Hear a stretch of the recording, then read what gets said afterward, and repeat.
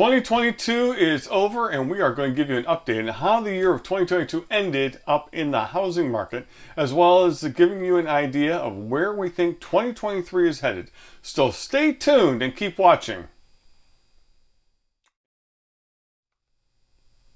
Welcome everyone, Happy New Year, Happy 2023. We've got a really exciting program put on for you here. We're going to break this up into two parts.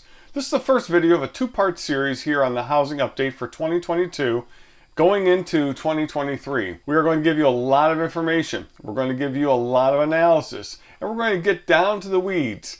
We'll summarize what we can up front, but we suggest you watch the entire videos in this two-part series so you can understand the context and specifics behind the numbers, so you'll understand why we are where we are and help you make better housing decisions in 2023 and beyond. Let's start off first with a summary of 2022. First of all, I think the best terminology to use for our housing market right now is that it is frozen. We have sellers who aren't selling and buyers who aren't buying. The inventory levels are extremely low. Sellers are locked into their low mortgage rates of 2.5% or 3.5%, and they really don't want to let those go. That is what they would have to do if they're going to sell their home and buy something else, if they need to get a mortgage. They're also uncertain about where they're going to go. They see the lack of availability of properties for them to buy, and they just wait. So the sellers are pretty much standing pat where they are and wanting to stay where they are. For buyers, one, they have a limited selection of homes to buy. Two, any home they do see, the prices of them have elevated up to such a level, along with the increased borrowing costs to a point where it's very expensive. So they're going to be hesitant. Either they can't buy because they can't afford the home anymore, or they're going to be very, very selective. Their choices are few, and they are not going to tolerate like what we saw in the past, where somebody putting on a piece of crap on the market and having multiple offers above the asking price. Those days are over, and buyers are not going to be participants. So right now, the market is frozen.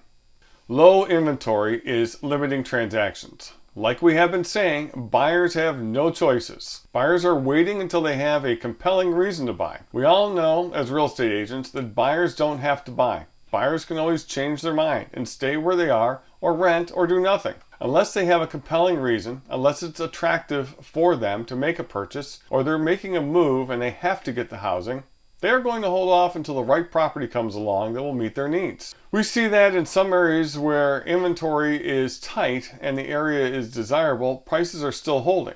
But if the home is not in good shape, not in a desirable area, or we start seeing some increased numbers of homes being on the market, or the days on the market are starting to increase, those home prices are starting to see a little bit of pressure on the downward side. We are seeing a little bit more activity with price reductions. The buyers are feeling the strain of home affordability, and some buyers are dropping out. They have looked at what's going on in the market and saying, I can't afford it. Coupled with inflation and increased costs of food, energy, and other items in their household budget, they're just saying, I can't buy, I'm going to have to rent. So that's reducing the number of buyers that are out there and making it more difficult now for sellers to sell. Days on market are starting to increase, and the settled prices versus the original list price is starting to decrease. For most of 2021 and 2022, in our market, which is the Philadelphia metro area, we've been holding a ratio of somewhere around 100% or better of selling price versus the original listing price. This means if you were put a home on the market and it was priced correctly, on average you would have seen getting the asking price, and you may have gotten something higher. We're starting to see those numbers now start to tick down. I have some evidence of some areas in our geography in which the settled price is less than the asking price.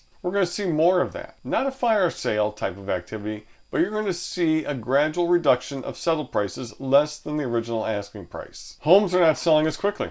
Days on market are still low compared to historical numbers. I mean, most of the days on market in the areas we serve are still below 30 days, which is still a very good market and still favors the sellers. But we're starting to see that number tick up, which is just evidence that homes are staying on the market a little longer. The bidding wars, the escalation clauses, all of that are becoming more the exception rather than the rule. I'm not going to say that they've totally disappeared because the inventory is so low. If you have a really nice home in a desirable area and you are pricing it correctly, there are buyers out there who want that home and will do a lot to try to get it. And let's be honest, almost all sellers think their home is perfect and desirable. Remember, it's the buyers who determine desirability, not the sellers. I digress. Like I said, multiple offers over ask are the exception, not the rule. Right now, on the selling side, getting your asking price is really going to be the goal, assuming you price it correctly and you've done all the preparation correctly.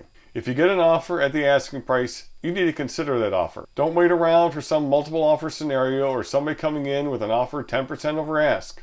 You're going to be waiting a long time. Pricing and condition are critical components in today's market. As this market changes, buyers are getting more discerning in the decision process. Home inspection contingencies are back. Financial contingencies are back. Home sale contingencies are back. Those are all powerful allies to the buyer. The consumer needs to decide, do you love the rate or do you love the house? Because our sellers seem to love the rate and are holding back from making a change. We know there are people that like their mortgage rate, but really don't like their house. And you have to make a decision. What's more important to you? Liking the home you're going to live in for, maybe 30 years, or loving the fact that you have a low rate, but you don't like the home? If you're a buyer, if you love the house and you can afford it, buy it. There may not be another one that comes along that meets your needs for many, many months. The other thing we want to stress, which we will cover, is do not underestimate the impact of demographics as an underlying catalyst in what is driving much of what goes on in our market. The past is now going to have an impact on the future. 330 million people are a significant force in any market, and we have a very large group of people who have what an even larger group of people, buyers, want. They just won't sell them. Now that you have a brief summary, let's look back at the macro level market factors. First of all, national home sales. National home sales are down. The number of transactions are down. We start with a reference point of 2016 on this chart. We had about 5.5 million transactions take place in 2016. It was fairly stable for the next few years and then started to increase in 2020 and 2021. We had significant activity. We had over 6 million homes sold in 2020. We had over 6 million homes sold in 2021. Everybody was making a move. We had the pandemic. Coming out of the pandemic, everybody said, I need to be in a different place. I don't like my home anymore. I don't want to be cooped up in here. I don't like where I live. I want to work remotely. I want to live on a beach. All sorts of different reasons for change. And we also had very cheap money. And people knew that that wasn't going to last. And as you can see, we're projecting the 2022 sales to be somewhere around 5.2 million units, which is almost a million less than last year. And there's probably going to be another 5 to 7% decrease going into 2023. I think you need to understand that much of what we think happened in 2020 and 2021 was a pull forward of transactions for people that would have made decisions in 2023 and 2024, and they just accelerated them. We've got a lot of examples of that in other factors of life. People taking retirement early, getting out of the job market early, changing jobs after being in their present job a short time. We think a lot of decisions that would have been made in this year, 2023, and going into the next year were actually accelerated. So this is a pull forward of demand into 2020 and 2021 and early 2022, which means that those are going to be lost sales or sales that aren't going to occur in late 2022 and 2023. This is evidence of that. Let's take a look at inventory. This is the number of homes that are available on the market, or at least on the MLSs that are publicly known. The lack of inventory has been a recurring theme for several years now. We just don't have enough homes to sell compared to the need for homes. There are reports out there that we're somewhere between 3 and 4 million housing units shy of where we need to be compared to our population. When you look at this chart, for January 2016, we had 1.8 million homes available on the market, which was a healthy market. Plenty of opportunities for people to have a choice of different homes. And it wasn't necessarily a bad market for the sellers that we had this many homes in the market. It was still a healthy, robust market. We see as the years continue on a reduction in the number of homes that are available for sale, down to 1.6 million, 1.5 million, 1.4 million in 2020. And 2021 down to 1 million. We had a period of time in 2022 where we had 750,000 homes listed, which is extraordinarily low. We bounced back a little bit in January of 2023 to about 1.1 million, mainly because the sales are slowing due to the increased mortgage rates. Homes are staying on the market a little longer, but still very, very low level of inventory across the country. Now, let's look at how inventory is created. That's right, the homes have to be built to add to the inventory. There's really only one way to create a house. You have to build one. We were at a point in time where we as a nation were building many, many homes. And as early back as January of 2006, we were building somewhere around 1.5 million homes a year. Now, based upon our population growth, which is going to continue to occur, we need to be building 1.5 million homes a year for the next 10 years, just to keep up with the population growth. Well, we haven't been doing that ever since the Great Recession. Development has slowed down, builders got out of the business, financing got tight, regulations got tight, and as you can see here, we have continually had a reduction in the number of single-family homes completed to the point where we had half of what was built in 2006 built in 2016. While we are slowly increasing building as demand has increased, it is not keeping up. Most of this new construction is taking place in areas that have land, that have favorable conditions for new home development, and have the demand for it. Construction we see in places like Nevada, Arizona, Texas, Florida, and other parts of the Southeast, Tennessee, Georgia. They've been building more homes and trying to satisfy some of the demand that's out there. As for the Northeast, we don't have the land, we don't have the same local conditions that favor developers. The cost to develop a home is more expensive up in the Northeast. So our building new construction is not the same pace as it is in the Southeast and into the West. This is significant because we need more homes.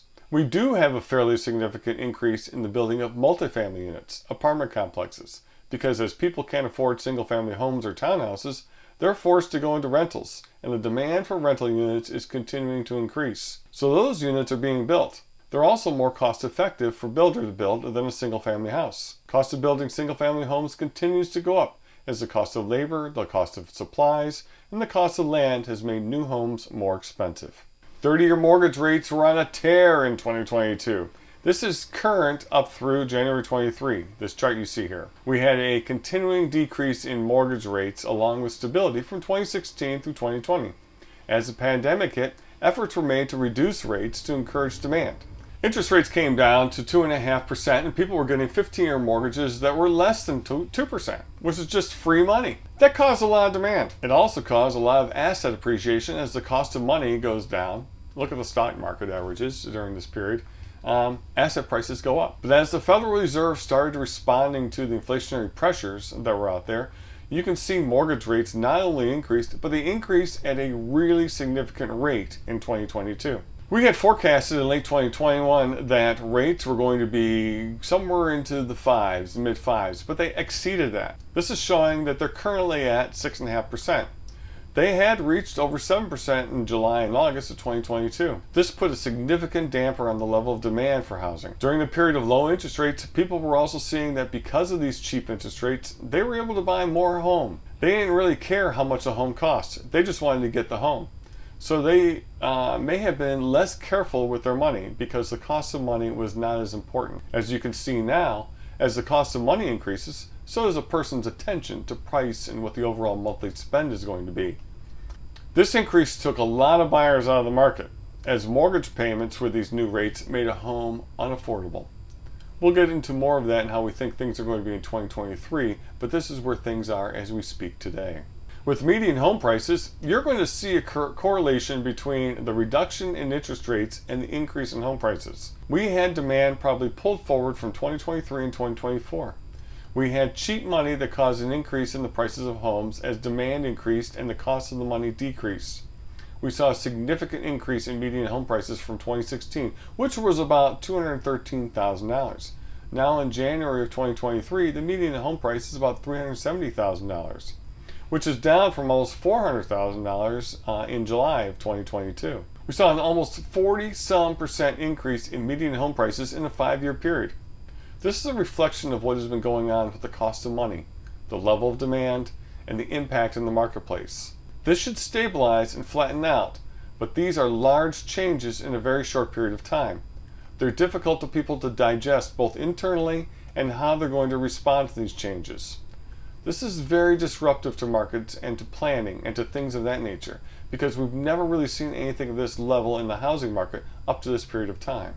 Now, what took place with the inflation rate? Well, we had price stability between 2000 and 2020 with a decrease in prices almost deflationary as a result of the Great Recession in 2008. But with the exception to that, we've been pretty much seeing steady inflation for the past 20 years, somewhere between 1 and 3%. We had a couple of blips of over 4%, but nothing significant. But for the most part, the prices and inflation have been fairly static. As we got into the pandemic, a lot of things were contributors to an increase in inflation. We had government infusion of money, both from government spending and providing monies to businesses and individuals to help carry them through the pandemic. There was a significant activity on the part of the Federal Reserve to put a lot of money back into the economy because they were concerned as well about the pandemic. We had a lot of cheap money out there which caused people to spend maybe at a greater level and a greater amount than they normally would have because of the cost of money was so cheap. You put all that together and we start getting inflation, which by definition is too much money chasing too few things. And the inflation rate, which looks like it's starting to temper now and come down a little bit, you can see that the increase went from near zero in 2020 and hit somewhere around 9% in mid-2022. We see some tempering of inflation right now as we have to see how that gets addressed in 2023. Well, what's the concern about inflation? Well, inflation is something that is very concerning to economists because it is an erosion of your purchasing power. It's an erosion of standard of living. For those who have lower incomes, it is a tax. It's a tax on everybody, but it's a significant tax on those people whose expenses are a greater percentage of their income based upon the items that are non-discretionary. So if it's costing you more to eat, costing you more to live, costing you more to drive, you're going to feel that impact, and you're going to then have to give up other things as a result of that. Anything that's discretionary. The Federal Reserve gets concerned about inflation because it could develop into a mindset which assumes that tomorrow's prices will be greater than today's prices. Therefore, they create demand that causes prices to increase, thus affirming their fear. This creates a spiral that is very, very difficult to get out of. Now, there are a couple things that I think we need to understand about inflation, and this is something that you don't hear too many people talk about. But I think it's an important factor. Inflation is trying to be managed right now using the increase in interest rates to slow down demand and slow down the increase in the price of goods and services. There's also another factor that helps keep inflation down. That takes place in the form of productivity. The productivity of our country is what has been able to use to keep inflation down. As a nation, we find better ways to get more things done using the same amount of money, or we get the same things done using less money. That makes us more efficient. As we do that, that helps keep prices down. We have spent a considerable amount of time and money adding technology to our daily lives and to our businesses that gets reflected in efficiencies and productivity, and that keeps prices down or stable. This is a graph of the labor force participation rate. This information is from the Bureau of Labor Statistics. This is an indicator of the number of people in the labor force as a percentage of all the people that can work. These are all the people who are working as a ratio of all those people who could be working. What this graph will illustrate is that between the period of 1980 and 2015, we've had a steady increase in the number of people who are working, which means they are producing as opposed to everybody else who's not working and is just consuming. But not producing and not working, not adding value, not adding productivity, not adding efficiency. This is, I think, very important because we are seeing now that as a result of baby boomers retiring, as a result of the pandemic and people getting out of the workforce, for all sorts of various reasons, people staying out of the workforce, we are seeing a reduction in the labor participation rate. It's now equal to where we were in 1978, which is about the same time as we had some of the peak inflation points of our country. We are still a long way away from getting back to where we were in, say, 2000, where the labor force participation rate was somewhere around 67%. Right now, we're hovering around 63%.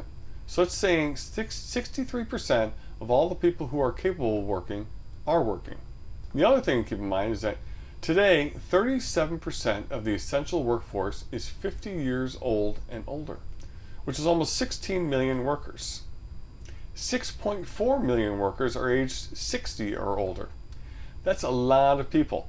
That's telling me that there are somewhere around 16 million people who are going to be coming out of the workforce in the next 10 years.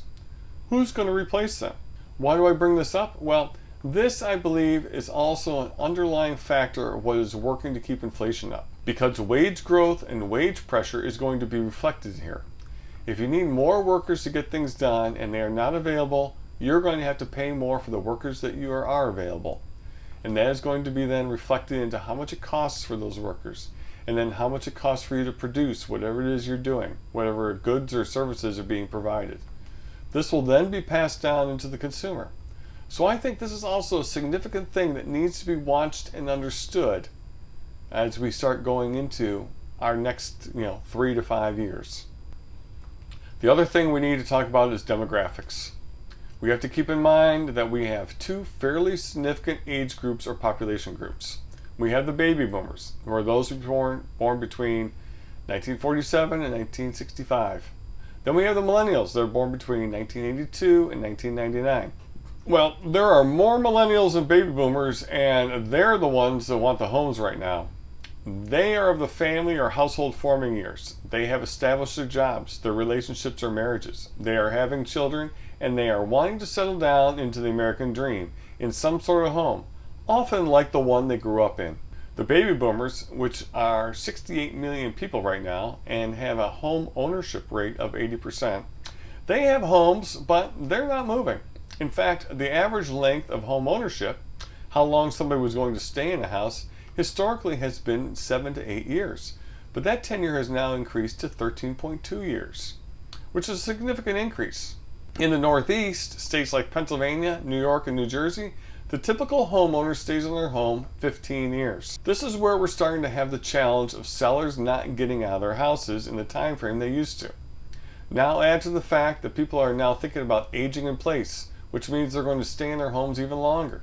Now add that people are living longer and wanting to stay in their homes. We used to have a natural attrition of people who would die at the age of 65 or 70, and those homes would come on the market. Those homes are not coming on the market anymore because those people are living to 75, 80, 85 years old. So these demographics, these population groups, this is also something that you need to have an understanding of and how it impacts our housing market and the issues that we're going to have going forward with housing. One more macro item to understand. Let's look at immigration and migration within the United States. Since the pandemic, people have been making significant movements from one region to another. In Pennsylvania, where we are located, where we live and where we serve, Pennsylvania lost 40,000 residents in 2022. We had 40,000 more people leave the state than come into the state. This was the fourth largest decrease among all the states. New York, California, and Illinois were the top three. This continues this pattern of movement from the Northeast and the Midwest to the West and South for lots of various reasons: weather, jobs, political leanings, taxes, cost of living, etc. We also have a population increasing by 1.26 million people in 2022. 1 million of those mostly due to immigration coming into this country. This contributes to the lack of housing in states with inflows.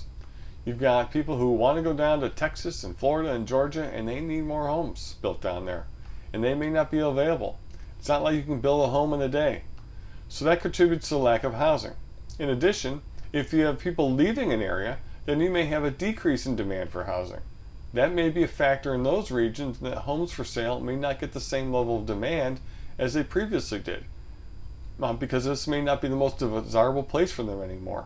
We also have to keep in mind that states that are losing people, the needs of the state, which are funded by tax revenue, will be burdened or carried by fewer residents, which then also could increase the cost of living, making it less desirable to live, which then makes it an increased outflow state, which then becomes its own repetitive cycle. Something to keep in mind if you are living in a state that's seeing this exodus for various reasons, that the ways of those states are governed and what is being done to attract people is going to impact you.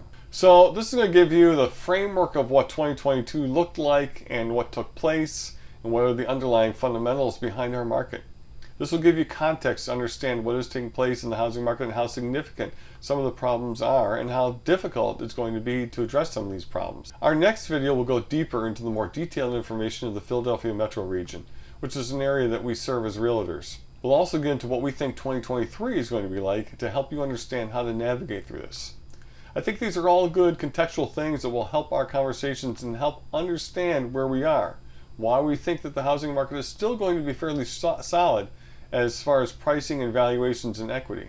We have too many fundamental demographic needs that would prevent any kind of housing crash. It would be very, very difficult for it to happen because of how many people are out there who want good housing and they want to own it. Watch our next video for details about the Philly metro housing market and our projections for 2023. If you like what you see, please hit the subscribe button and bell so you can be notified of new videos on this channel.